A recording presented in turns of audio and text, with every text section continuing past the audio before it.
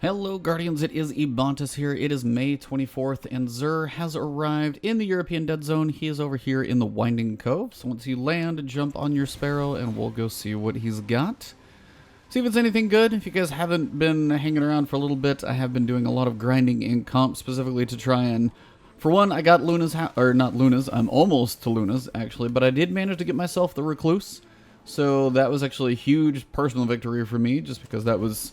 Had some help, but just the fact that I actually got there was cool. And now Luna's Howl, one hell of a grind. I am almost done. I'm literally... Gotta show you guys. I am 10 kills away from this thing. Can't wait. So that one is around... Just around the corner. So I'll be grinding that up pretty much as soon as I'm done with this. But he is on top of the cliff up here. Let's see what he's got. Okay, this is going to be an interesting discussion. So... As always, Faded Engram is here. If you had been working on Invitations of the 9, just remember if you were behind, you can still do them. They're just always going to be a new one each week until you've done all 9. Faded Engram does include Forsaken Exotics, and we've got a couple nice ones here today. That is Forsaken, not Black Armory, not anything else. Literally just through Forsaken before the annual pass stuff started. So, for Exotics, we've got Sweet Business, kind of a sad auto rifle. Decent in theory. It's one I actually did end up using when I was grinding for Breakneck. Just for a whole lot of auto rifle multi-kills, this thing will at least allow you to kill a lot of enemies, something like Gambit. That actually works pretty well, just because you have a lot of ads, a lot of PvE stuff to shoot, and you can grind stuff out. Is it great in many other things? Not really. It needs a rework. I don't know what can exactly be done to help it. Impact, speed, not sure. But just sadly, this thing is not really used by anybody anymore, so if you need it for collection's sake, that's fine, but... I don't really see it being used for many other things pretty much besides that. Now we get into the armor. These should be good. Radien Flux.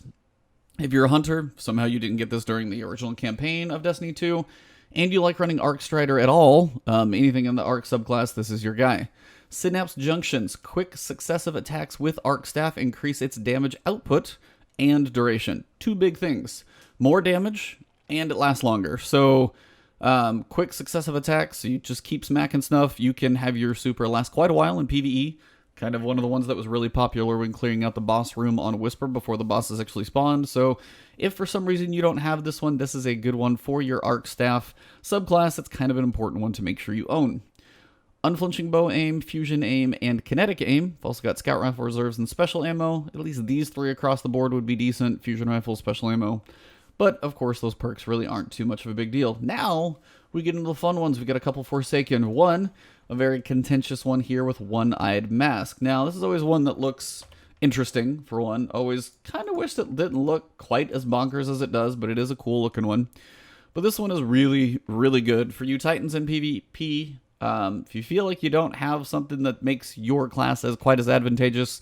This is yours. Now, I mean, granted, I still hate Spectral Blades and other things like Blade Barrage and, you know, Nova Bombs that hunt you around corners, but this is definitely our version of what, you know, people would love to see nerfed into the ground. So, this one does actually have pretty good perks on it. If you're grinding out anything with hand cannons, also a pretty good look. So, really, this is even a version, if you've got one, might want to be picking this one up. Anyway, Vengeance.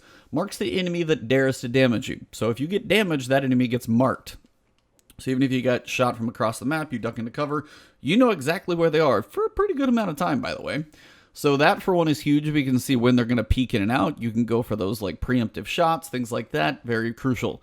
Track down and destroy your enemy, that specific one, for increased damage and an overshield. Now, I've seen this done two ways. Me, I'm more conservative. I at least know when people are going to be popping in and out. Lets me kind of be ready to fire those shots. On the other side, if you have shotgun apes that are running this thing, they kill you because you've damaged them. They get an overshield, and then they keep going. So it's kind of an impressive thing to watch somebody who's skilled with this thing, but also a little bit overpowered, I will be honest as well. But One-Eyed Mask, if you don't have this thing, it's good. Get it. It's, yeah, just really good. You've got Restorative as well, so you can definitely get some resilience in there, or mobility, kind of nice flexibility between those two. Fusion Rifle targeting, hand cannon targeting, and hands-on. Probably both of those can be useful depending. Jotun, any hand cannon, Ace of Spades, especially on PC. And then you've got Sniper and Machine Gun Reserves, just really good across the board, even usable in PvE, for example. So, really nice one here, actually, for the perks and everything. If you don't have it, definitely buy this one if you ever think you might play Titan. Or if you have one, you should buy it. Finally, we have Chromatic Fire, also a fun one for the Warlock. So, kind of cool with all the stuff around the chest. What does this do? Crystalline transistor, precision kills with your kinetic weapon, create an explosion in the element of your equipped subclass. So if you're running Void and you shoot somebody with Ace of Spades, well, that's a really big explosion because it already explodes things. But even just like my Go Figure or Blast Furnace or anything like that, your kinetic weapon will create explosions of your subclass type, Void, Solar, or Arc. Just depends on what you're running. So for the Warlocks out there, this one can be fun.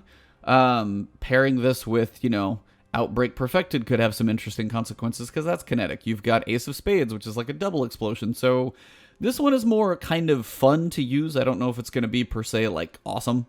But I've seen some pretty cool things with this before. It's not a bad one to make sure you have. You never know if something like this is going to be like really, really cool or buffed or something at some point. But it's pretty fun. Similar perks because, again, all chests are the same for whatever Xur has. Bow, Fusion, and Kinetic Aim, Scout Rifle, Special Ammo, and these two. So those are your exotics for the week of, or at least this week, for the date of May 24th. If you have an invitation down here, just keep working on yours. The story's cool to see. The cinematic at the end is very nice. And Faded Engrams, remember, that goes through Forsaken, but nothing in the annual pass will drop. But if you're missing, say, not One-Eyed Mask, and if you're missing One-Eyed Mask, buy it here first. Don't spend 97 shards when you can get it for 23. It's just better, and this is actually a pretty damn good roll. So that's all I've got for Xur this week. We did record Last Word this morning. Really good chat. You guys can find me on Twitch. I do those on Friday. You can follow the audio. You can find the audio version if you want to take that one with you. A little more mobile than YouTube videos. That one should be on most platforms probably by tomorrow. So look for that one to come up. The Last Word with Ebontis and Lord Cognito. And then of course you guys can find me on Twitter and Twitch and YouTube right here. If you enjoyed the video, drop a like. It's a nice way to support me. And if you haven't subscribed to the channel yet, please do so. You guys know I will keep the content coming. So thank you very much. Appreciate all the support. We cracked 34,000 and got a nice little leap in there as well. So thank you for the support. Keep it going. And you guys are all awesome. I also do have a Patreon now if you do feel like supporting me. Never required, but always appreciated. And that is all I got. So have an awesome one. I'll see you guys soon. Enjoy your weekend. I'm going to go get my Lunas. Have a good one.